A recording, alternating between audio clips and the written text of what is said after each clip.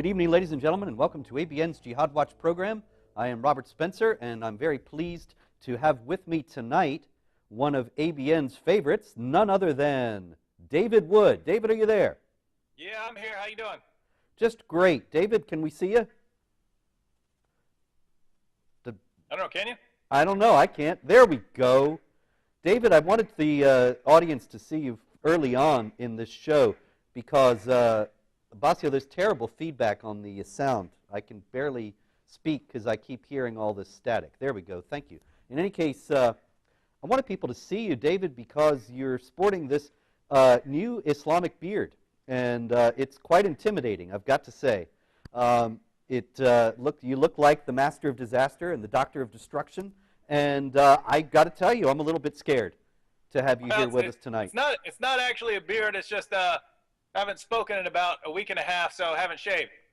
Well, that's one of the reasons why it's so intimidating. You look like you've gotten one of those patented Grover Norquist 4-day growth razors that always keep the beard just on the edge of coming in. But in any case, we are here tonight to talk about exactly that. Basio, I'm sorry, is there anything we can do about this sound? This feedback is terrible.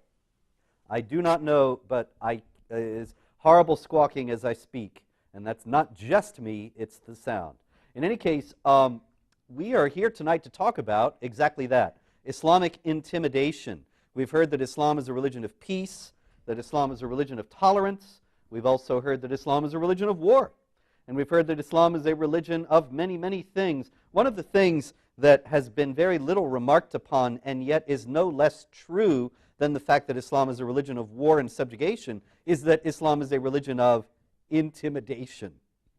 Now, this is a tactic that is very often employed and used in a wide variety of contexts.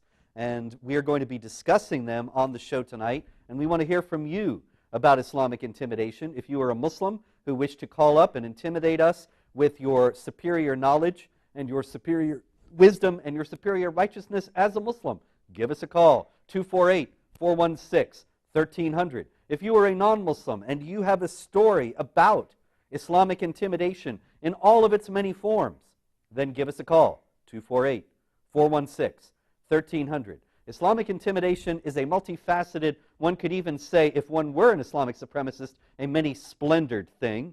And one of the things that it is was shown to us most vividly this week in a video that has gone, excuse me, that has gone viral around the internet. You can see it easily if you search. I showed it at my website, jihadwatch.org, with a warning. I was going to show it on the show tonight, but you never know who's watching. There could be small children watching. There could be people with weak stomachs watching. And so I didn't have the heart to show it.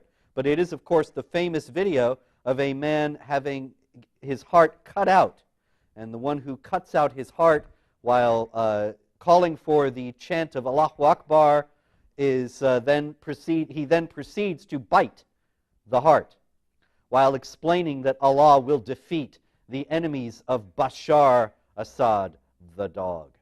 Now, whatever else this is, it seems to me that this video is an attempt to intimidate those who are fighting against the jihadis who are trying to institute Islamic law and overthrow the Assad regime in Syria, and trying to frighten them into stopping fighting.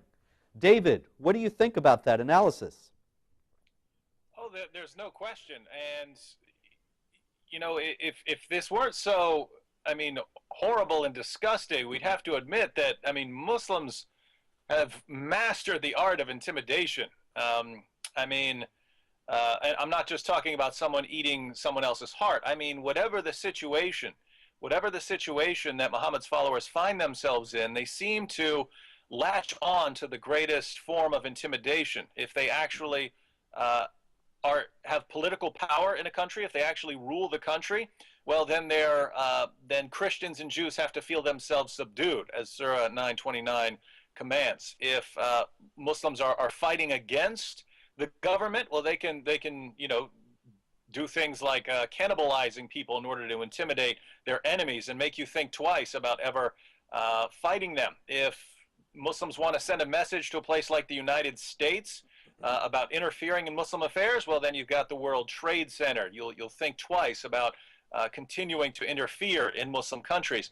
And even here in the United States, from Muslims who are here, you have groups like CARE and ISNA who want to intimidate anyone who dares criticize the teachings of Muhammad or the teachings of the Quran. And they do that by labeling you a hate monger and a bigot, with the understanding that most people want to be liked. Most people want to be recognized as good people. And so when you constantly call people these vile terms, well, that sends a message to you. Don't criticize Islam, or this is how you'll be treated. So whatever the situation is, there's no shortage of intimidation. So David, I don't understand why this could be, because after all, we know that Islam promotes tolerance and is open to differing points of view. We're constantly told this by our superiors in the media and government elites. And so why all this constant recourse to bullying? I mean, I recall my dear friend, Bishop Robert McManus, the Roman Catholic Bishop of Worcester, Massachusetts, right after the Boston Marathon jihad bombings, he blamed bullying and violent video games. And yet it seems to me that the bombings themselves are a quintessential example of bullying on a bloody and large scale, of intimidation on a horrific and murderous scale. And so why is it that on so many different levels and in so many different areas, as you briefly delineated just now, why is there so much recourse among Muslims to intimidation? Well, that's what Islam teaches. I mean, in Islam, the solution for pretty much anything that could possibly go wrong is violence. If you're a woman and you get out of line, well, the solution is violence. If you're a thief, you start chopping off body parts. If you leave Islam, you apostatize, someone has to chop off your head. If you're a threat to the Muslim community, well, some people have to die, and that's where terrorism comes in. But the solution for anything that goes wrong is violence. The only exception to that general principle is when Muslims form a minority. When Muslims form a minority in a country where they could not hope to win a physical confrontation, and then the message is peace and tolerance. But this, of course, according to Surah 328, is taqiyya. It's don't be friends with them, don't be friendly towards them, unless it's to guard yourselves against them. And so what you have is Islam. No matter where it happens to be, true Islam isn't really tolerance. So even here in the United States, where you have Muslim organizations like CARE and ISNA, who aren't going around killing people, not always anyway, it happens, but where they aren't going around and actually trying to subjugate people, they are still, nevertheless, trying to shut down all criticism of Islam. And so the goal is always the same, whether it's the Boston Marathon bombers, whether it's someone eating a man's heart, whether it's CARE or ISNA, the goal is always the same. Stop people from even thinking about criticizing Islam, questioning Islam, interfering in Muslim affairs. The only difference is, what methodology do you use to achieve that goal? And the methodology you use depends on the situation, but that's exactly what we see. We see them carrying out these different methodologies. That's why I said, I mean, it's really, really brilliant strategy, and it works because, I mean, there's only a few people willing to speak out against Islam. I mean, you have almost the entire American government, you have almost everyone in the media deathly afraid of saying anything critical of Islam. And so the intimidation, say what you want, but it works. Oh, yeah.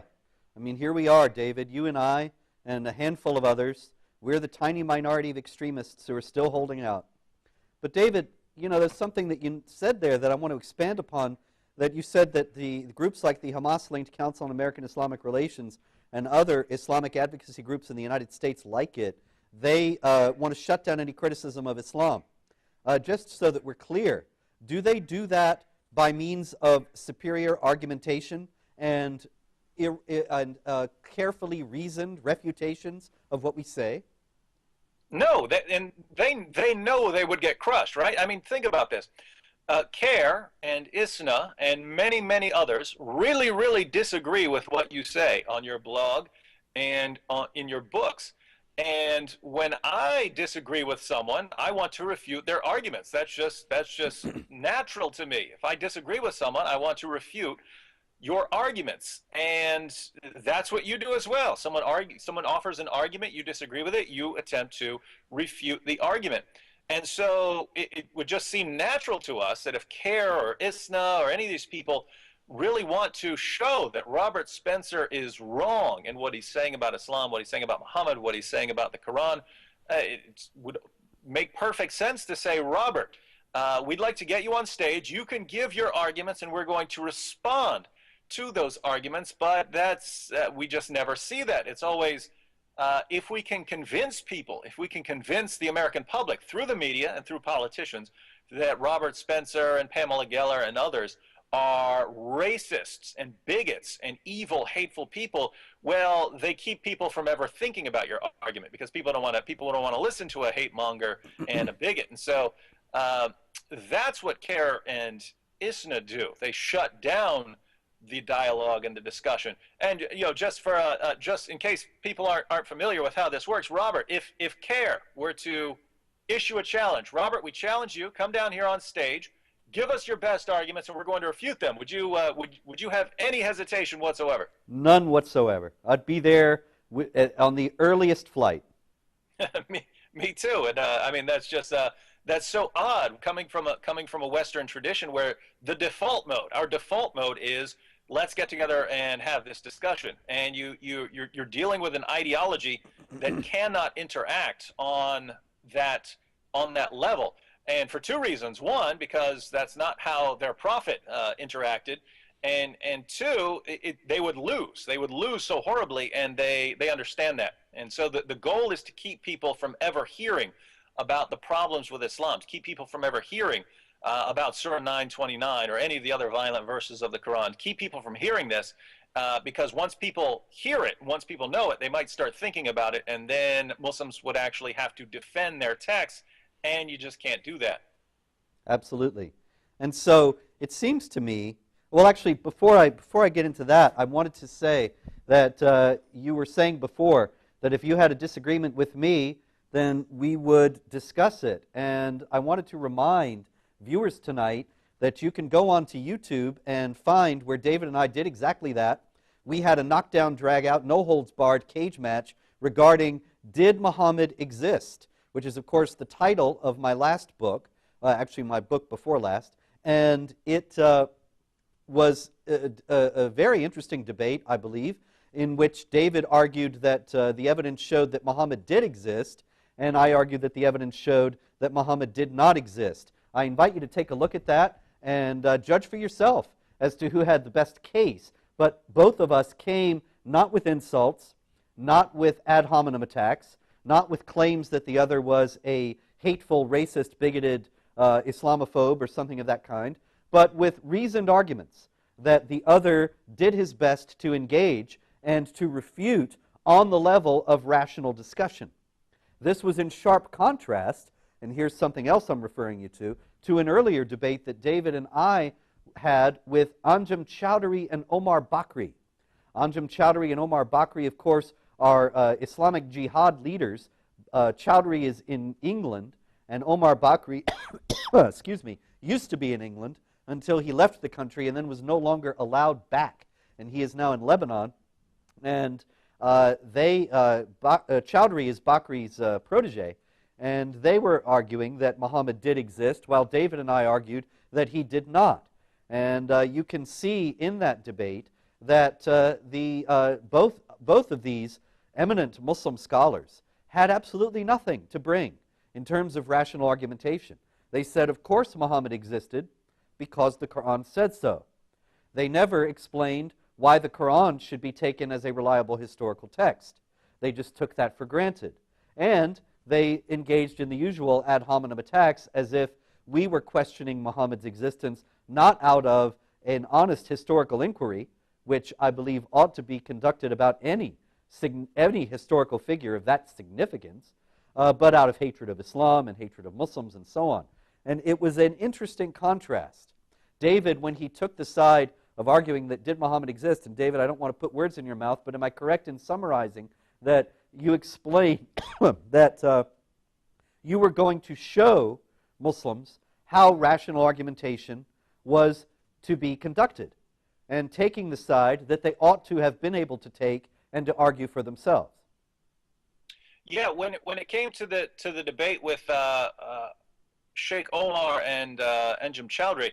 And let me, as a side note here, I just wanted to point out that notice Anjem and Omar are sort of a big step above groups like CAIR and ISNA, in that they were at least willing to try to defend their views and to try and criticize yours. So they were actually willing to engage in that sort of debate. They couldn't offer a very good presentation, and their argumentation was horrible. But notice it's the Salafis and people from the Muslim Brotherhood who, more than anyone else, compared to westernized Muslims, are willing to step forward and debate. And the reason is they know that they can defend a lot of their claims with regard to Islam. If you're a westernized Muslim, you'd lose against us trying to defend against, trying to defend Muhammad. You'd also lose against people like, Anjem and Omar if you tried to defend your view of what Muhammad taught. You'd get crushed on it because it would be them quoting the Quran and giving its historical background and so on, and you trying to wriggle out of it and read the, Constitution of the United States back into the Quran. But yeah, as far as Anjem and Omar, I don't believe that Muslims can really defend even a basic claim like, did Muhammad exist? I believe I can defend it, and yeah, I agree. People have to look at that. I've seen people on both sides of the issue, but it's very hard. It's because Muslims don't have early material, early sources that to draw from. Is very, very difficult to defend something like that, and so. For Anjem and Omar, it was impossible because they don't really understand the historical method, and on top of that, they don't have any early material. So you have to say something like the Quran says it, and the Quran is the word of God, and we know that because it claims to be the word of God, and it's a miracle. But as far as someone who understands the historical method, they'd have a better chance. But still, yeah, big problem. But notice the point here is, we have a disagreement, even people who are on the same side of the Islam issue, if we have a disagreement with something about Islam, we will, in a heartbeat say, all right, bring your arguments and I'll bring mine, and we'll have this out, and then let people decide. And just wonder why Muslims, if they really think they're right, if they really think they're interpreting the Quran correctly, if they really think that you are distorting the text and ripping things out of context, why not step on stage and prove it for once? Why indeed.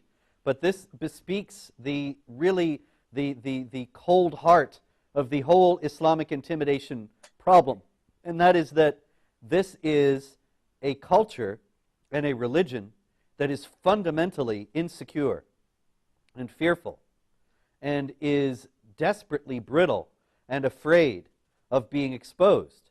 And when you know you got nothing, when you know you cannot defend the assertions that you make, it reminds me of the old joke about the politician giving the speech, and he gets to the notes on the side, and it says, "Argument weak here, yell louder." And so that's what we have in the case of this widespread Islamic intimidation and refusal to engage the non-Muslim opponents and critics of Islamic supremacism, that they don't have any argument. And so they yell louder. They call us names and so on, because ultimately they're fundamentally insecure. They really do know that they have nothing. And so all they can do is resort to intimidation, and then, in the extreme cases, to violence. Yeah, and you have sort of two really powerful bases for this in Islam. One, Muhammad himself would not hesitate to assassinate critics like Asma bint Marwan and Abu Afak, people like that. People who wrote poems about him. They wrote poems critical of Muhammad, and they were killed over. So you have from Muhammad himself. The example of Muhammad is that you kill people who criticize and question Islam, and you find the same thing commanded in the Quran, in that Muhammad is the greatest moral example. He's the paradigm, according to Surah 33:21. So if you want to look to see how you as a Muslim should live, Muhammad is the example. And what did Muhammad do when people criticized him, wrote poems about him? Well, he killed them, and people wonder today why Muslims will have bloody tantrums over cartoons or Salman Rushdie's satanic verses or a poorly made YouTube video. Well, the reason is they're following the greatest moral example in Islam. So there's that, but the other problem is that according to the Quran, anyone who does not submit to Muhammad's decisions without question, is an unbeliever. And just so people don't think I'm making that up, I'll go ahead and read the verse. It's Surah 33, verse 36. It is not fitting for a believer, man or woman, when a matter has been decided by Allah and His Messenger, to have any option about their decision. If anyone disobeys Allah and His Messenger, he is indeed on a clearly wrong path. So a believer is not allowed to question a matter that has been decided by Allah and Muhammad. So if you think about the impact that this has had on Islamic culture for almost 14 centuries now, one, Muhammad is the pattern laid down by Allah. So if you question what Muhammad did or Muhammad's example, you're questioning Allah. But on the other hand, if you do not submit to Muhammad's decisions without question, if you have any hesitation at all, that's a sign of being an unbeliever. And so the result is just absolute resistance to any thought of criticizing or questioning Muhammad's life or teachings, because you're running the risk of entering the apostate category if you do that. And so if you imagine the effect that something like that would have on 14 centuries of Islamic civilization, well, the result we see all around us. Can't deal with questions, can't deal with criticisms, violent outbursts over any form of criticism of Islam, and no real discussion coming from Muslim leaders. And it's a really sad situation. And you cited Surah 33:36 and said that if there's any questioning of Muhammad or Islam, what's been settled, then you're on the way to the apostate category. Just in case our viewers are not aware, what exactly happens to somebody who is considered to be an apostate from Islam? Well, according to Muhammad in Sahih al-Bukhari and Sahih Muslim and all of the other major collections of hadith, very clear commands: if anyone leaves his Islamic religion, kill him. Muslims in the West don't want to believe that when people want to rush to the aid of people like Rifka Berry and say, hey, she needs to be protected. People just don't want to believe it. The media didn't buy it. Islam doesn't teach that. Islam doesn't teach that. Well, no, if you don't even bother to look at the text. But if you do look at the text, there's a reason that all four schools of Sunni jurisprudence agree that the penalty for apostasy is death. And the reason is Muhammad clearly commanded it. He commanded it over and over again like a beating drum. And so, think about this. If you are absolutely terrified of saying something about Muhammad, right? You're terrified of saying, no, I wonder if he is really a prophet. Or I wonder if the Quran is the word of God. Or I have my doubts about whether the apostates should be killed. I'm having doubts about that. Well, suddenly you've entered the apostate category, and now you better repent really quick, because if you don't, someone's coming to take your head off. So what we have here, it sounds like, is an entire edifice based on fear. That Islam is desperately afraid, in general, of criticism because it knows it can't hold up. And so all the people who adhere to it are kept enthralled to it by the fear of being killed or otherwise abused if they step out of line. And so we have an entire empire of fear. Is that correct? Absolutely, and that empire wants to expand its domain of fear to include all non-Muslims as well. That's the point of Surah 929, and fighting us until we feel ourselves subdued, until we don't dare question Islam, because we understand will be killed for criticizing Muhammad or criticizing Islam. And, you know, that's the point of terrorism. That's the point of taking a bite out of someone's heart, or of blowing up the World Trade Center, or of labeling anyone who dares speak out against Muhammad and jihad, labeling them racists and bigots and hate mongers, as if to say, hey, you know, killing people over leaving Islam is bad. That has something to do with race. You'd only say something like that if you're a racist. Only a racist would ever say don't kill someone who leaves Islam. But those are the labels, and again, it's always the same goal.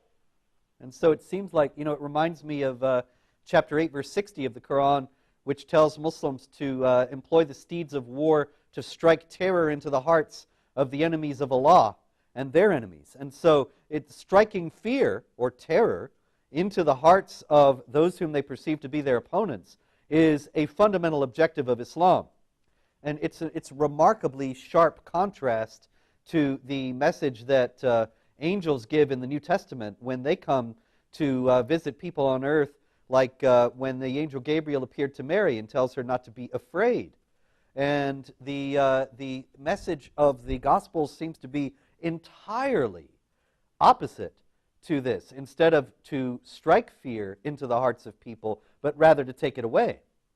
And I wonder if that is one of the reasons why Islamic civilization has seen Christian civilization in general as an inveterate enemy from the beginning of Islam.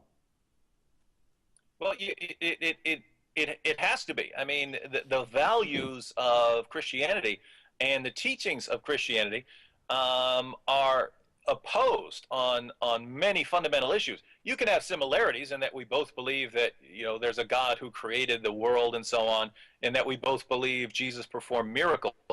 But when you get down to, I mean, some really core teachings, like according to the New Testament, God loves everyone. That's Matthew chapter 5. Christians are commanded to love everyone so that we can be like our Father in heaven. According to the Quran, Surah 3, verse 32, Allah does not love unbelievers. Allah has no love for unbelievers. And so if Allah has no love for these unbelievers, and even more so, according to Surah 98, verse 6, unbelievers, Christians and Jews who reject Islam are the worst of creatures, or the vilest of creatures. How worthless are we? Allah doesn't love us. He doesn't care about us. We're the worst of creatures. We're lower than dogs. And is it surprising that someone would reach down and rip out a heart and take a bite out of it? Or is it surprising that, I mean, how many cases of Pakistani rape gangs in the UK have we seen? You just had another one out on your blog today. But over and over again, we are seeing just absolute contempt for unbelievers. And it's all just a puzzle to the Western media. It's all a puzzle to politicians. We don't understand why these guys have such absolute contempt for non-Muslims. And you realize that's exactly what Islam teaches. And even though there are Muslims, many Muslims who don't think like that, they didn't get that from Islam. They didn't get that. They didn't get God loves everyone and peace and tolerance with everyone. They didn't get that from Islam. They may believe that, but it didn't come from the Quran. It didn't come from Muhammad. Precisely. Well, that's a good place to take a break. And so we are here with the ABN Jihad Watch program. I'm Robert Spencer, and our special guest tonight is none other than the great David Wood. And we will be right back after these important messages.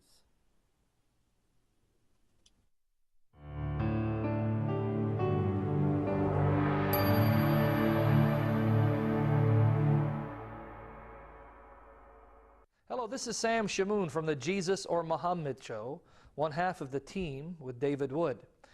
I'm here exhorting my brothers and sisters in Lord Jesus Christ who've been blessed by the programs at ABN, especially by the Jesus or Muhammad Show, to consider and prayerfully consider to partner with us financially, because as you know, ABN is a viewer-supported satellite station. In order for us to continue to broadcast the gospel of the Lord Jesus Christ, not just to Christians, but also to Muslims, and not just to Muslims, but to those who are sitting on the fence and are considering embracing a worldview or seeking after God. ABN wants to reach these people, but can only do so with your financial support. So I'm encouraging my brothers and sisters to come alongside ABN and make a financial contribution to continue Jesus and Muhammad and other shows with the purpose of preaching the gospel of Jesus Christ, seeing Christians get strengthened in their faith, Muslims coming to saving faith in Jesus, and others turning to Christ as their only hope and Savior. But again, we cannot do this if the support does not come in to continue to broadcast these shows. So would you please consider prayerfully asking God whether He'd have you support us on a regular basis so that we continue these programs and continue to bless the people of God, preach the truth of the gospel to the non-Christians, including Muslims, so that in everything we say and do, that Jesus Christ will be glorified and that His gospel will spread throughout the entire world. Would you please join us financially? Thank you so much.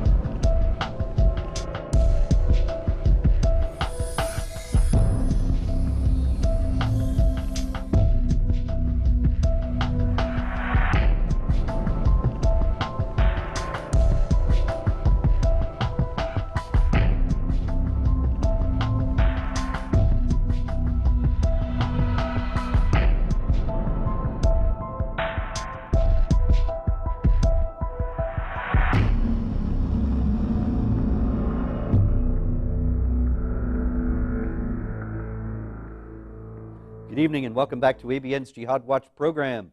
I am Robert Spencer and we are here with the illustrious David Wood, and we are discussing Islamic intimidation, discussing how Islam is essentially an empire of fear held together by threats of violence and by smears of those who dare to step out of line or to question what's going on. Give us a call. Don't be intimidated. Give us a call. We won't hurt you. 248-416-1300. We're not about fear here. We're about open discussion. We're about an honest search for truth. Give us a call. 248-416-1300. David, there is one aspect, well, actually there are many, many aspects, but one aspect for the moment of this Islamic intimidation that we've only lightly touched upon, and that is the intimidation of women. Could you give us a little background on that, please, sir?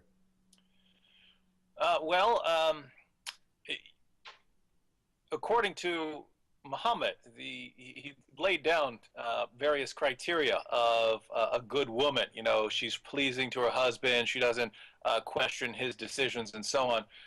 But most famously, Surah 5, verse 34 of the Quran, which says that if you fear rebellion on the part of your wife, notice, it's not if she actually rebels against you. It's not if she actually rebels, actually does something. You simply are concerned. You're worried that she might. Well, then you can put her in her place. And so at first you would warn her. You would banish her to beds apart, so you separate from her. And you know, if you're still worried that she's not doing what she's supposed to do, then you beat her. And it's interesting, the historical backdrop of the revelation of this verse, a woman came to Muhammad with a handprint still on her face where her husband had hit her in the face. And Muhammad was going to rule in her favor. So there was going to be some kind of retaliation against the man. I don't know if someone would just, really just slap the taste out of his mouth or something like that, to show him what it feels like. But there was going to be some sort of retaliation. That's when Surah 4, verse 34 came down, giving men permission to beat their wives. And then Muhammad said something very interesting. He said, I wanted one thing, but Allah wanted something else. So Muhammad wanted to support women's rights, but Allah didn't want him to do that. And so it comes down from Allah that husbands can beat their wives. And some of the narrations about this are very disturbing. When Aisha herself, so this is Aisha, the mother of the faithful, brings a woman to Muhammad thinking that he's going to judge in her favor, but we already know Muhammad's position on this. Her husband had actually beaten her so severely that her skin had turned green. And Aisha, who, by the way, is my favorite character in all of the Muslim sources. I love Aisha because she's a habitual trash talker. She says, look, her skin is greener than her clothes, right? Her skin. So the woman had on a green dress, a murt. And Aisha says her skin is greener than her clothes. Aisha also said something very, very interesting. She said, I have not seen any woman suffering as much as the believing women. Now, David, I got to play Muhammad's advocate here for a minute, because when I talk about Surah 4, verse 34, which you quoted to say that men should beat their disobedient wives, or that any disobedient woman actually should be beaten. The many Islamic apologists come back to me and they refer to a hadith in which Muhammad was using a miswak, an Islamic toothbrush, a twig, and cleaning his teeth, and some of his companions approached him and asked him what they should use to beat their wives with, and he held up the miswak. And so these Islamic apologists have used this to say that essentially the beating is a symbolic thing to show the woman that she's out of line, and you shouldn't use anything larger than a toothbrush. Well, it's always interesting when I quote a hadith, I get, well, that's a weak hadith, but Muslims will not hesitate to use what scholars would classify as a weak hadith in order to defend a position. But one, think about how illogical this is. You've already warned her, right? You've warned her that she's out of line. Then you've separated from her. And some Islamic commentaries say you actually tie her down to her bed. That's what that means. But even if we go with just what it sounds like it means, you're separating yourself from her. The final step, more severe than the warning, and more severe than separating yourself from her, is tapping her with a toothbrush. That's the final step. No, that doesn't make any sense. So that's one problem with this. It makes no sense in light of the passage. Two, it says you beat them. It says you beat them, or according to Pickthall, scourge them. So this doesn't sound like tap them. You could say that in Arabic, if that's what Allah had meant, you could say, tap them lightly or something like that, but that's not what it says. Three, given the historical background of this verse, a woman had been hit right in her face, and that was justified by this verse. So she wasn't tapped with a muswak. And fourth, what do you do with passages, and this is a reliable hadith. This is from Sahih al-Bukhari, where, again, Aisha brings a woman to Muhammad whose skin was greener than her clothes. That didn't happen by tapping her with a toothbrush. That didn't happen like that, right? Her husband was doing some really bad things to her, and Muhammad's attitude was, you're being a bad wife, you're saying bad things about your husband, so get out of here. And notice, again, Aisha, this is not me, this is not Robert Spencer or David Wood or Pamela Geller saying that the women in the early Muslim community had it worse than other women. This is Aisha, Muhammad's favorite wife, the mother of the faithful, saying that Muslim women had it worse, had a worse life than pagan women. So if any woman out there says, no, my husband doesn't do that, my husband doesn't treat me like that, well, you should be thanking God that your husband has been raised around Western values that don't allow that sort of thing. You should be thanking God that you live in a country that will protect you, as opposed to an Islamic country if they operate under Sharia. What did Muhammad say? A man will not be asked why he beat his wife. You don't even ask why a man beat his wife. It's his right. Don't question him. Well, David, what about the mother of the believers, or the mother of all trash talkers? What about Aisha herself? Didn't she run afoul of this command as well? Everyone is beating Aisha. Abu Bakr was beating her, so that's the Muhammad's closest companion and the first rightly guided caliph. It's also her father, but he would still beat her even when she was married to Muhammad. And Muhammad himself, when Aisha snuck out one night to follow him to see where he was going, he came back to the house and realized that she was out of breath and that she'd been out. And he hit her right in the chest. And so, I mean, there's no denying it. If Muslims want to say, no, Islam doesn't allow that, or it's just, it only allows hitting a woman with a toothbrush, well, guess what? Muhammad was a horrible sinner then, wasn't he? And so was Abu Bakr, your greatest authorities in Islam. It should be noted that Aisha said, in recounting that story, he struck me in the chest, which caused me pain. And so this was no symbolic tap. He caused her pain. And this is, of course, the woman who had also said, as you noted, that she had not seen any women suffer as much as the believing women suffered. That is, as much as the Muslim women suffered. And so then this begs the question, if this is also an empire of fear in which women are captive and are bound by this intimidation, by this violent threat that they'll be beaten if they get out of line, then why do Western women convert to Islam? Well, Western women convert to Islam for the same reason that anyone else in the West converts to Islam. Misinformation, right? So people hear every day of their lives, every time you turn on the television here in the United States, we hear criticisms of Christianity, why it's dumb to be a Christian. But we hear nothing but praises about how wonderful Islam is. And when a Muslim preacher comes into an area, he doesn't tell the truth about Islam. He doesn't come up to a woman and say, hey, let me tell you what Islam says about you. Let me tell you how you are the property of a man, that he can approach you any way he wants for sex, and you are not allowed to object. He can have more than one wife. He can have slave girls. He can beat you if you get out of line. And even in paradise, you want to know what you'll be doing in paradise if you make it there, since most of the inhabitants of hell are women. Even if you make it to paradise, you'll be sitting in a corner waiting for your husband to come and enjoy you. Of course, he has 72 specially designed sex machines, so he's probably not going to be focusing much attention on you, let's face it. They don't come with that. They don't explain that. They say, no, Muhammad was a champion of women's rights. Muhammad was practically the greatest feminist who's ever lived. They say things like this. And women think that this is true because, we tend to think that when people are telling us about their religion, they're telling us the truth. But it's the same pattern.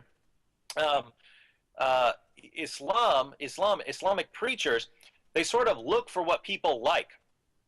And then they say Islam is that. So you like peace and tolerance? Oh, Muhammad was a champion of peace and tolerance. You like science? The Quran is a scientific masterpiece. Tons of scientific insights, well ahead of its time. You like women's rights? Muhammad was a champion of women's rights. Whatever you happen to like, that's what Islam becomes. And it doesn't even occur to some of these people, hey, we need to go and look this up and make sure before I convert to this religion, which threatens to kill me if I leave it, I might want to take a look at it a bit more seriously. That's a very excellent point. And unfortunately, because of Islam's doctrines of deception, which we can discuss another day and no doubt have in the past, this deception is considered to be entirely acceptable, even meritorious under some circumstances, and then these people get in and it's too late. We have a caller, and so you are on the line. Caller, hello. Are you there? Hello. Welcome to ABN. Hello. Good evening, Robert. Good evening.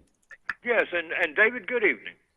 Hi, and I would like to point out on your subject of the Islamic intimidation, in my opinion, what we're looking at is 857. 857? Al-Anfal. Oh, you mean a Quran verse. Well, you actually stumped the panel. I got to look that up. 860, I know. Well, it's to kill those in the front line so horribly that you frighten those behind them. If you meet them in war, Make of them a fearsome example for those who Exactly. follow them, that they may be admonished. Oh, that's very good. Hey, what's your name? My name is Jim, and I'm the one who called last night and talked to you. How are you, Jim? Thanks I'm for doing calling fine. again. I'm doing fine. And I'm going to call Mr. M and ask him if he really believes that. I'm sorry, couldn't call who? Mr. Medved. Oh, well, good luck Say, with that. I'm do very you really surprised to believe hear that? he said that, but that was yesterday. In That any was case, yesterday, yes. And another verse on this intimidation would be Al-Tawbah, or 9, Surah 9, verse 120, yeah. which says to raise the ire of the infidel or the kafir is a brownie point in Allah's sight. It did No not good reward. behoove the people of Medina and the Bedouin Arabs around them that they should refrain from accompanying the messenger of Allah. Is this the one you had in mind? It certainly is. Okay. Prefer their and life stay before behind his. and prefer their own security to his. For whenever they suffer from thirst or weariness or hunger in the way of Allah, and whenever they tread a place which enrages the unbelievers, whenever anything of this comes whenever anything of this comes to pass, a good deed is recorded in their favor. So Exactly. excuse me, but I'll try to, without coughing, say that again. Whenever they tread a place which enrages the unbelievers, whenever anything of this comes to pass, a good deed is recorded in their favor. That's very illuminating in light of the insults and abuse that they constantly hurl at those Right. who are critics of Islamic supremacism and jihad. Obviously, they're trying to get us angry. And Right, and I going can't back- say that, I cannot say, unfortunately, that they have never succeeded in my case, but I do know that once I realized that that was indeed a tactic, then it was not, then they got no more victories out of me on that basis. Absolutely. But you can see them trying to do it in many of the debates that I have had with Muslims that you can see on YouTube. And so thank you, Jim. That's a very excellent observation. Right. David, I just want do to you say have that anything? 857 is definitely will make a man bite a man's heart in front on for YouTube. Oh, whatever yeah. it was. Oh, yeah, absolutely. David, do you have any comments, sir?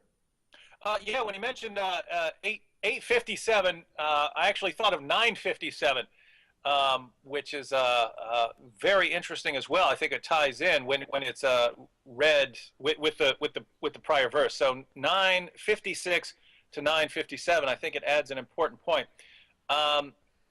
It's talking about some people who are pretending to be Muslims but aren't really Muslims. And so the question is, why are they pretending to be Muslims? So this is 956 to 57. It says, and they swear by Allah that they are most surely of you, and they are not of you, but they are a people who are afraid of you. So people are pretending to be Muslims, saying we are of you, when they are not of you. And why are they doing that? They are a people who are afraid of you. They're pretending to be Muslims out of fear. Next verse, 57. If they could find refuge or a cave or a place to enter into, they would certainly have turned thereto, running away in all haste. Now think about this. This is saying, this is after Muhammad has conquered Mecca. And he's told there are people here who are pretending to be Muslims or pretending to be converts, not because they want to go on a killing spree and kill a bunch of Muslims. It's because they are afraid of Muslims. And if there was a place for them to run and hide from the Muslims, they would do that. But they don't have anywhere to get it. They're not able to get away from the Muslims. And so they have to pretend to be Muslims for their own safety.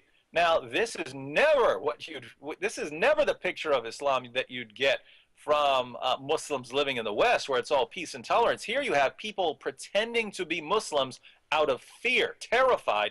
And if they had another alternative, they would rather go live in a cave than to be living under Islamic rule. But there's no place to flee, and so let's just pretend to be Muslims. Really, really powerful stuff here in the Quran. Absolutely, David, and thank you. These are all very important verses because they do situate, as Jim pointed out, why somebody would cut out someone's heart and bite it so as to present such a fearsome example that the other enemies of Allah, or perceived enemies, would be afraid to continue. And the other verse, that was 857, and the other verse, 9:120, exhorting the faithful to do things to enrage the unbelievers. And then David adding that these things all are designed to terrify so many people that there are even people who pretend to be Muslims for fear of retribution if they were not. And I think that's probably the case, excuse me, for many people in the Muslim world. I've heard from many people that there are not tens of thousands, but hundreds of thousands of people who have left Islam, most of whom who have converted to Christianity, but they do so in secret because of Islam's apostasy law. And so they are, in a sense, the living embodiment of this verse 9:120. Not 9:120, the 9:56 and 57 that you just quoted, David, that they're pretending to be Muslims out of fear. Do you think that that is a correct assessment? There's no question, and that's one of the reasons that that Islam has expanded up to a point is any ideology which says you can come in but you can't get out. If that ends up with a powerful military behind it, that ideology is gonna spread. And so when Muslims say, "Oh, Islam grew so rapidly under Muhammad," yeah, if you've got a bunch of people who are promised virgins in paradise and war booty if they survive the battle, and you can't leave under any circumstances or you'll die, that's something that can only grow. And not only that, but those who don't come in are subjugated, made to pay a special tax, and subjected to various humiliating and discriminatory regulations that deny them basic rights. And all they have to do to be free from all that is to convert to Islam. It makes for what we know as the world's fastest growing religion. But it does not make for a group of people who are happy and convinced and content with what they're in. It makes for, as we have said already, an empire of fear. So give us a call, 248-416-1300. We are not afraid here, and don't you be afraid either to call us, especially if you are a Muslim and you think, well, wait a minute, I'm serene and happy in my Islamic religion, and I don't fear anything, especially you kuffar, and so I'm not going to take this talk about being in fear and having to resort to intimidation in order to preserve my religion. Give us a call, and we will joust. 248-416-1300. David, besides the oppression of women, what other various forms of intimidation are there? I mean, I'm giving you a very open-ended question because there are so many. We could just take this in any direction at this point. Mm-hmm. Well, we've already pointed out the killing of critics. So there's massive intimidation if you dare to criticize Islam. So if you're living in Medina, after several people get killed, you're going to think twice about writing a poem about Muhammad, especially when he's on the rise. His numbers are growing. And you look at how he dealt with the 3 tribes of Jews there.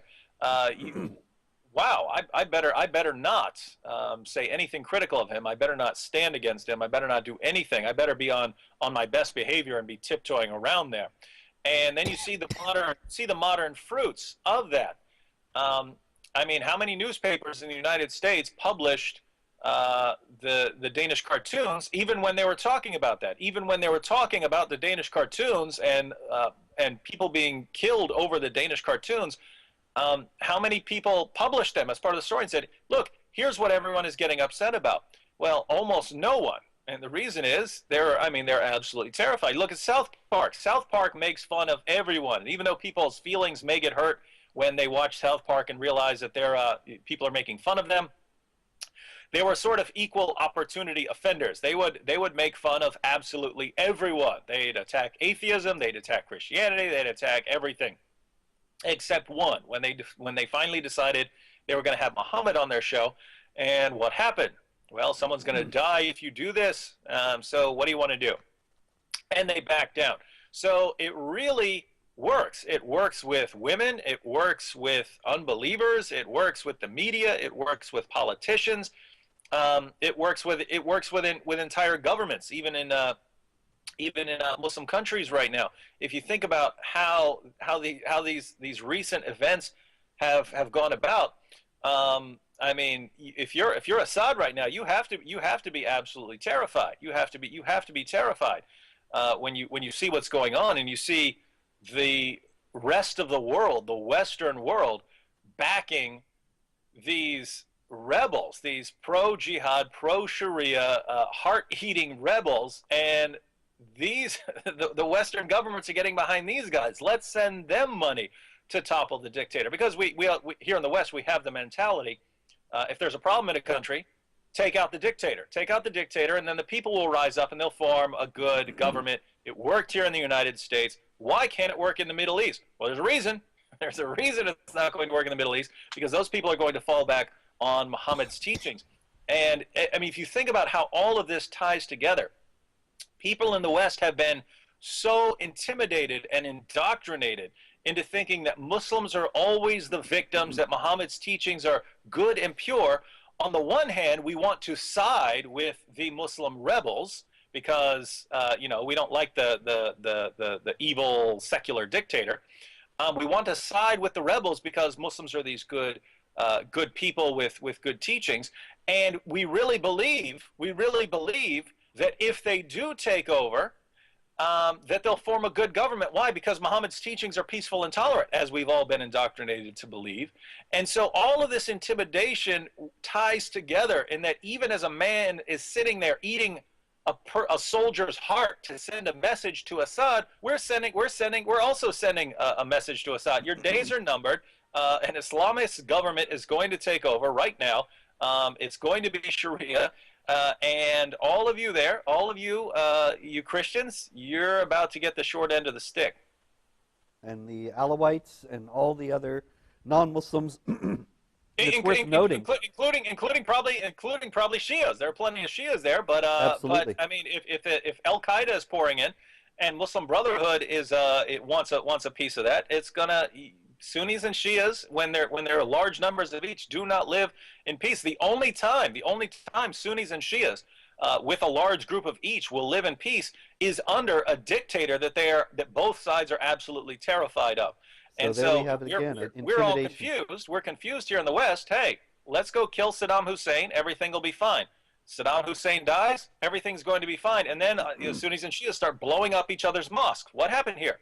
Well, the reason they weren't blowing up each other's mosques because they were so terrified of Saddam, who, if you get out of line, he'll roll into your entire town and kill everybody. That's what everyone's that terrified. In fact, this relates to the topic of same thing in Syria. I know in Michigan, I have a friend who's older. I think he's about maybe 60, but he moved here a couple decades ago from Syria, and he goes back to visit. And he said, this is before the Arab Spring. So he told me this probably 5 years ago. He said that he feels safer as a Christian in Syria than he does walking down the streets in Dearborn. Right? Wow. Now think about this. Dearborn, Michigan, right? I walk down the streets in Dearborn, Michigan. You can have occasional problems, but he's saying it's better in Syria. I said, why? I mean, you obviously you can have Muslims get out of line. I mean, it only takes one to come and cause some problems. He said the Muslims there realize if they mess with a Christian, if they go and kill a Christian, there's going to be soldiers coming into their house in the middle of the night, are going to take them out to the public square and shoot them. And so it's you don't get out of line because there's going to be massive retaliation, but it's equal retaliation, right? It's not we're going to favor one religious group that gets to go around and impress and persecute all other groups, and that group is protected. It's any of you get out of line. I don't care if you're a Christian or a Muslim, I'm coming after you, so stay in line. And then, we get rid of that. And by the way, I'm not defending Assad or Saddam Hussein or Gaddafi. I don't like any of these guys. What I'm pointing out is sometimes there are worse things in the world than dictators. And if you're a Christian and you're able to live and flourish under a dictator better than you would under the Muslim Brotherhood, then wow, man, it's sad. It's sad that people are really this clueless about what's going on. If you don't learn your lesson about Libya, you don't learn your lesson about what happened in Egypt, well, guess what? Maybe it'll work this time in Syria. And then after it totally backfires and you get a Muslim Brotherhood government in Syria, well, guess what? All these countries are going to recognize this is how you do it. This is how you get rid of the government that's stopping us from oppressing people. And we can get rid of them just by rising up, killing a bunch of people, eating hearts, and the Western media will back us no matter what we do. Incredible, but they're intimidated as well. It's time for a break, and so we will be right back after this. This is ABN's Jihad Watch program. I'm Robert Spencer. We're here with David Wood. Give us a call, 248-416-1300. We'll be right back after this. This is Pastor Joseph from ABN. Hey, I pray that the Lord is blessing you already in 2013, and we pray God's blessings on the ministry of ABN as it continues to faithfully preach the gospel of Jesus Christ to the utter ends of the earth. People are getting saved through the ministry of ABN. We receive emails daily from folks in Pakistan, Indonesia, all over the world, the UK, United States of America, through the ministry of ABN. A lot of it is through the internet. Unfortunately, we haven't always been able to reach out in ways that we could, and one of the big things that has hindered us is finances. But ultimately, it's not finances. It's the prince of the power of the air whose area we are invading with the ministry being beamed to the utter ends of the earth, the gospel message in Arabic, in the Aramaic language, and of course in English with programs like News and Views, Jesus or Muhammad. Yes, that's right, and even Jihad Watch with Robert Spencer. Don't you believe that these premier apologetic programs in the English language to the Muslim world that are saving many, many souls throughout the world, continually saving souls? While I'm asleep at night, people are watching videos of me and Sam Shimon and David Wood and others, and they're coming to Christ through the ministry of ABN. I encourage you to pray. Please pray for this ministry. This ministry needs your help. Yes, we need you to pray for us. We need you to continue to encourage us. And as God prospers you, would you please prosper ABN? Would you please give, even as it's been given unto you? It's more blessed to give than to receive. Wouldn't you please today pray about God showing you, laying on your heart a burden for the ministry of ABN, a crucial ministry, a strategic ministry. And today, with the political climate the way it is, and things taking place throughout the Middle East, and Barack Hussein Obama in Washington, now more than ever, ABN is needed on the front lines. We cannot do it without you. Please pray. Please pray. And as God leads you, give generously to the ministry of the Aramaic Broadcasting Network, abnsat.com. God bless.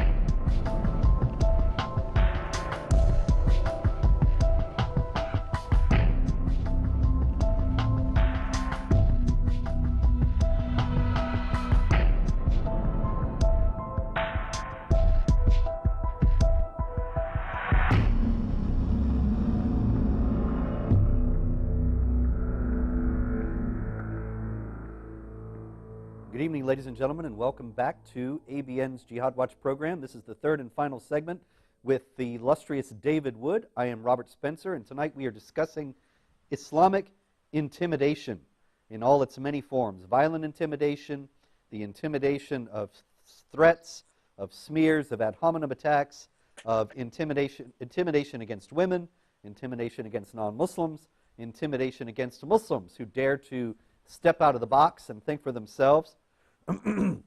It is a veritable, as we have said, an empire of fear.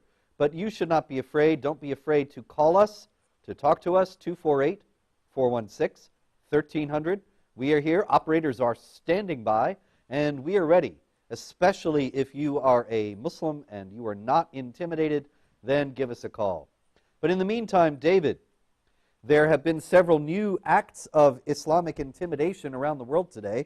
I note that in Bangladesh, a Muslim group has called for killing all of the infidels. I note that in North Carolina, a young convert to Islam, a 19-year-old boy, has pled guilty to trying to join up with Al-Qaeda and to, possessing a gun in order to commit a jihad terror attack of his own. And he had hoped to become, as he put it, a soldier for Allah by killing infidels, as many infidels as he could kill as possible. And meanwhile, also in Iraq, a jihad car bomb has gone off, murdering 33 people. Now, if the Muslim population in the United States continues to rise, we don't see, in general, this kind of thing in the United States on a regular basis, the North Carolina young man aside. But is this what we have to look forward to as being ever more common features of the daily news? Yeah, this is actually a pattern that goes back to Muhammad. When I said earlier that this is really, I mean, it's diabolical, but it's absolutely brilliant how this works. When Muhammad was the persecuted prophet with only around 100 followers in Mecca, the message was, to you be your religion and to me be my religion. That's what the Quran said during this time. Later, when Muhammad had formed some alliances and he had more followers, suddenly the message changed so that now you can defend yourself. So now you have defensive jihad. When people persecute you or insult you, then you can retaliate. But other than that, you're not going out and trying to violently subjugate people. And lots of Muslims want to pretend that Islam only allows self-defense. But later, when Muhammad and his followers actually had the ability to subjugate people, that's when you have commands like Surah 9, verse 29, fight those who do not believe in Allah, and you have to fight us until we feel ourselves subdued and we're actually paying tribute to Muslims, but we are second-class citizens. So Muslims look back at this and say, Muhammad is the greatest moral example. What did he do when he was in a small minority? Well, peace and tolerance. What did he do when he had larger numbers and could actually defend himself against criticisms and against persecution? Well, he fought. That was the command. You fight. What did he do when he was actually able to go out and subjugate people? That's exactly what he did. And so we look around the world and you see this pattern lived out completely in the world around us. You look at countries like Saudi Arabia, where Muslims are in authority, where Muslims have the majority, or in Bangladesh, as you just pointed out, hey, let's kill these people. You're definitely not going to step out of line. You look at other places, certain areas of Europe, but also many African countries where Muslims aren't the majority, but they have enough to really send a message to people if they disagree with them.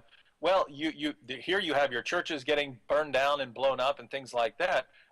You have all kinds of riots, but it's clear now we're defending ourselves if you get out of line. And finally, you have places like the United States, go up to a Muslim. What's Islam all about? It's all about peace and tolerance. You have this pattern laid down in the life of Muhammad. You have it in the Quran. You have it in the Hadith. You have it in the commentaries. You see it all around you. You've seen it all through history. And even Muslim scholars will write about these different stages of jihad, and yet you take all the media and all the politicians over here and roll them up into a ball, and they just can't get this. We can't get our minds around how this works when it's so utterly obvious. But why can't people get it? You've been intimidated into not getting it. You've been intimidated into not thinking critically about this and not trying to understand it, because the moment you understand it, you're a racist and a bigot for understanding something. Absolutely. But wait a minute. I got to play Muhammad's advocate again. You're actually saying that Muhammad is the example for all this, and that the modern-day practitioners of Islamic intimidation, in all its forms, including violence, are actually carrying out, or following, I should say, Muhammad's example. So what about the idea, which is very common in Washington these days, that actually the problem is not with Islam or Muhammad at all, but with Islamists? who are acting upon a politicized twisting of the original peaceful teachings and non-political teachings of Muhammad? Well, the term Islamist, that's just it's a term to make ourselves feel more comfortable. But the bottom line is people do recognize that there are peaceful Muslims who don't want to kill and hurt anyone, and they see a very big difference between those Muslims and Muslims who are going around killing and trying to subjugate the entire world. And so we say, the peaceful Muslim who goes to the mosque on Friday, but other than that, isn't he's not doing anything that we would notice, except maybe wearing a little kufi on his head. Other than that, we wouldn't notice that he's any different from anyone else. These are the true Muslims, and we want to believe that. Whereas the Muslims who are actually quoting Muhammad's teachings on subjugating people and waging terrorism and so on, they've been radicalized somehow. We don't know how they got radicalized. Must have been a group. Must be that they're poor, even though they're not. But something must have radicalized them. But they're very different. The problem is the people who are trying to subjugate the world, those are the ones who are following Islam. And so it's just it's terms that are invented in order to keep us confused, even if the people who are inventing them are sincere in what they think Islam is. I would, if I got to choose, I would use different terms, because even though according to Muhammad, people who actually want to believe in peace and tolerance, Muslims, those are hypocrites. Those are in the hypocrite category. They're in trouble. Muhammad said, if you stand before Allah and you don't have marks on your body, you have died on one of the branches of hypocrisy. You're a hypocrite if you do not have visible wounds on your body from fighting the unbelievers. So, I mean, all these Muslims in the West who just want to live normal lives and pay their taxes to a U.S. government that's sending armies into Muslim lands, these are hypocrites according to Islam. But we don't want to say that. We want to say, hey, you go to the mosque, you say you believe in the Quran, we're going to call you Muslims. And so what do we call the other groups? Well, they're different from you. They're more radical, so we'll call them Islamists. If I got to choose the terms, I would probably call the Islamists, the one who are actually trying to violently subjugate people and take over governments and waging terrorism and things like that, I'd probably call them just Muslims. But we do need a term to distinguish, some Muslims in the West from that, and I would just call them westernized Muslims, right? You've been westernized through Western values. You've grown up around the same values that I've grown up around. You watch the same TV shows that I watched when I was growing up, and so you've grown up with Western values. You still have elements of Islam. You still have Islamic teachings that you believe in. You still believe in praying 5 times a day and things like that. But you've lost your Islamic values, and so we can still call it Islam, but we'd have to call it westernized Islam. It's been mixed with Western values, and so I'd be in favor of Islam and westernized Islam, or Muslims and westernized Muslims. Be more comfortable with that. I think it's more accurate. Well then, thank you. That's very insightful, and I think that in the remaining time we should turn to one of the foremost elements of intimidation of non-Muslims in the Western Muslims' arsenal these days, and that is the term Islamophobia. In the first place, what is Islamophobia, David? A phobia is an irrational fear. So you can have a healthy fear, but you can have an unhealthy fear. So, for instance, I'm afraid of electricity in a certain sense. I'm not just going to be stupid and go stick a fork in a light socket messing around because I'm not scared of it at all. No, I have a healthy fear, a healthy respect for the fact that electricity can kill me if I'm not careful around it, or fire. I'm not just going to say, hey, I can do whatever I want with fire. Who cares? It can't hurt me. No, it can hurt me, and I understand that. But then you have unhealthy fears, and these are phobias. These are people who become absolutely paralyzed with fear when they even think of a snake. Right? Some people just think of a snake and they'll start sweating. They'll get scared. You show them a picture of a snake, they will be just out. They will lose it.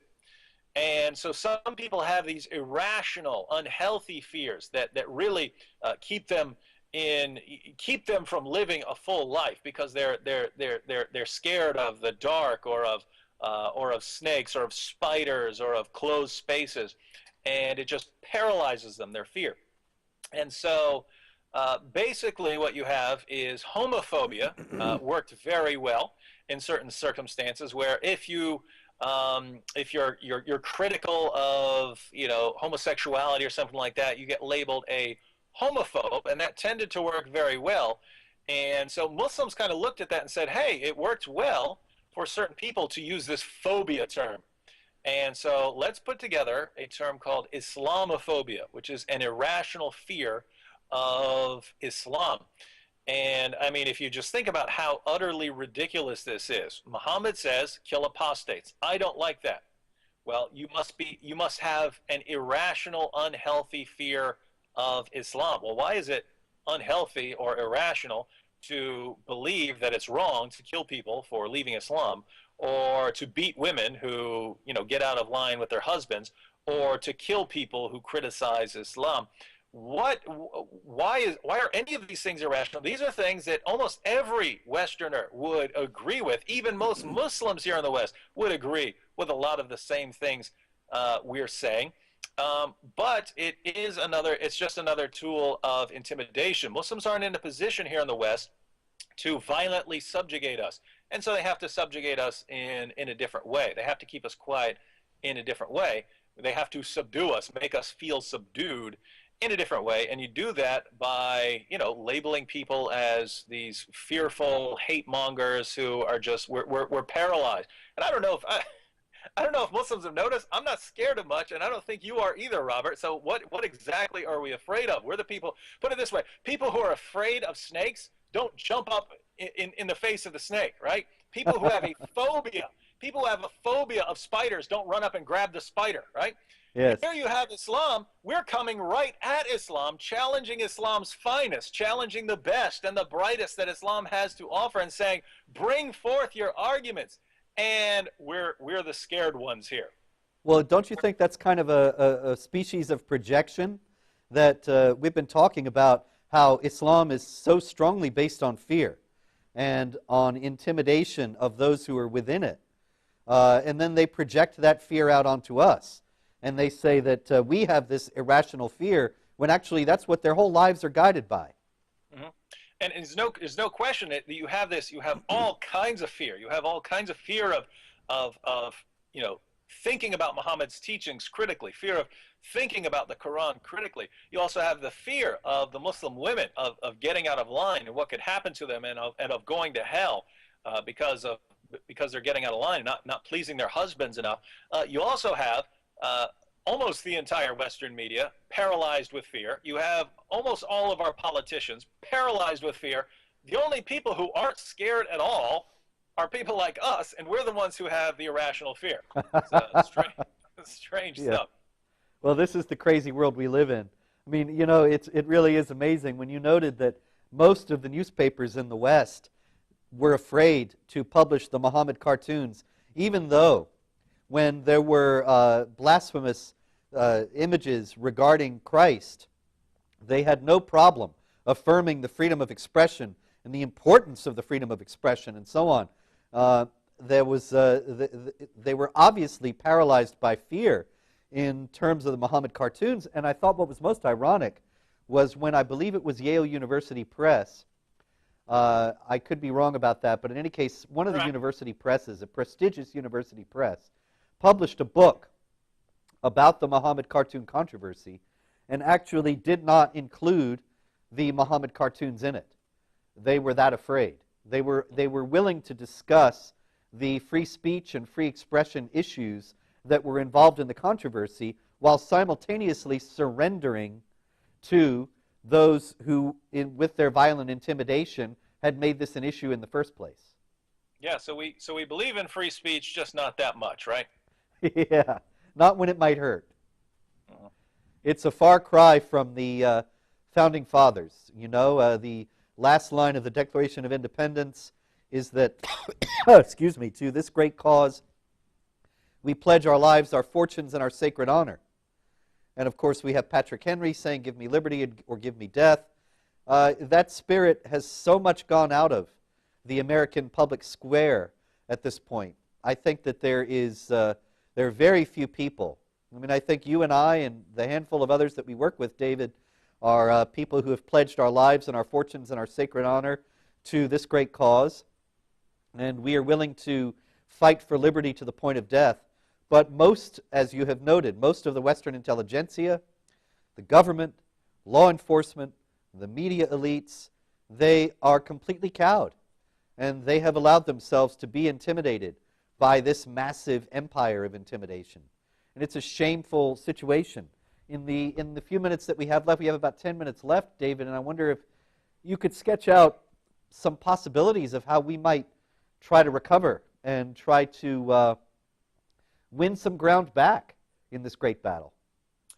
Yeah, well, a lot of people get discouraged, and it can be discouraging when you're doing the right thing. You're speaking out on behalf of people who are oppressed. You're speaking out on behalf of people who are being horribly persecuted. And for this, for what you know is the right thing to do, you're labeled a bigot and a hate monger and a racist. That can be horribly discouraging. But I really think that Islam has spread itself out so thin in terms of truth. They've spread so much nonsense that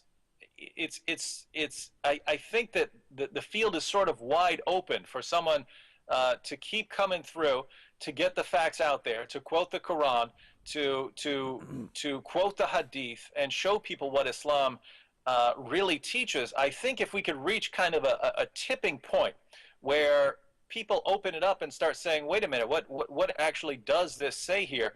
I think that the responses that Muslims have given are so deceptive that as soon as people are able to think critically about Islam for even a moment, I think the whole structure is just going to come crumbling down. So, I mean, at the end of the day, this is a battle of information here, and it's us trying to get factual information out versus misinformation. Us trying to, I mean, it's just crazy. I pointed this out before that, I mean, in one sense, we're defenders of Islam.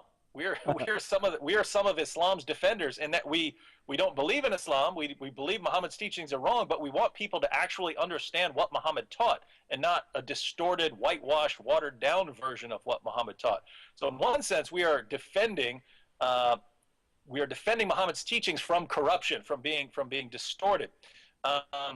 And I think that even many Muslims in the West, even many Muslims, when they come to understand what Muhammad actually taught, I think that even many Muslims are gonna leave because they would recognize this as wrong. And so it all comes down to actually defending Islam in a really strange way, defending what it actually teaches. If we can defend Islam against reinterpretation in the public square, then when people understand what Islam teaches, I think the media will eventually break. I think the politicians will eventually stop labeling people Islamophobes and so on. All of this is based on some ifs, but I think it's plausible. I think it's plausible that if we get the word out there fast enough, we can reach a kind of tipping point. I think you're right, David. I absolutely do. I really wouldn't be doing this if I didn't have hope. And the fact is that, sometimes it feels like, as Solzhenitsyn said, that there's the concrete that covers over the earth, but then the blades of grass poke through the concrete. And sometimes I feel like all I am is one blade of grass poking through that concrete, but the blades of grass ultimately win out. And the concrete, however many times people will come and reinforce it, eventually the blades of grass will win out. And the truth will out. I believe in the truth. I know you believe in the truth. The people we work with believe in the truth. And I believe that the truth will out. I'm reminded frequently these days of the fall of the Berlin Wall. And you remember those days, or I don't know, you're far younger than I am. Maybe you don't. I remember. In 1989, the Berlin Wall fell, and it was really a surprise to the world. And as late as 1986, 87, 88, people were talking about having to get used to living with the Soviet bloc for generations, and that this was going to be something that our children and our children's children were going to be dealing with, the specter of Soviet communism. Now, obviously, we're not out of the woods entirely vis-a-vis communism, and there's the nuts in North Korea and so on, but nobody expected that the whole Soviet empire was going to crumble in a year when they were saying that. And yet all the learned analysts, all the Washington experts, they were all saying in the mid-'80s, you know, Ronald Reagan, when he said tear down this wall, was expressing a completely unrealistic hope and one that was damaging to future Soviet relations. And instead, he set in motion by his policies and by his call something that did ultimately end up with the tearing down of that wall. And so I believe that it's the same kind of thing here, that we're telling the truth is obvious, the truth is manifest, it's clear to anyone who cares to look. And so there's no way that they can continue pouring this concrete over us forever. The blades of grass are going to keep on poking through. No question. And I just want to say, since we're out of time, I've been called many things, but I've never been called illustrious. So, but I like it. I might stick with that one. Get cards printed. Yeah. In any case, yeah, this has been the ABN Jihad Watch program. Excuse me. I apologize for the cough. David, it's been great to have you on, as always, and honored that you are here with us tonight. And this is the Jihad Watch program. As I say, I'm Robert Spencer. We have been here tonight with the illustrious David Wood, the master of apologetics.